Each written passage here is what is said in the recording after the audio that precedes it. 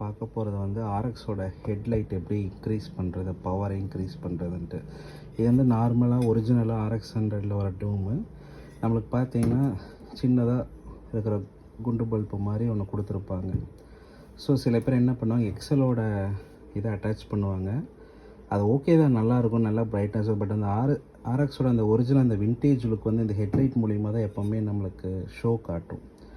So அந்த originality miss பண்ணாமல் பல்போட light பீமாக increase பண்ணுறது எப்படி அப்படின்னா, ஸோ இந்த இதுக்கு பார்த்திங்களா, இதை ரிமூவ் பண்ணிடுங்க.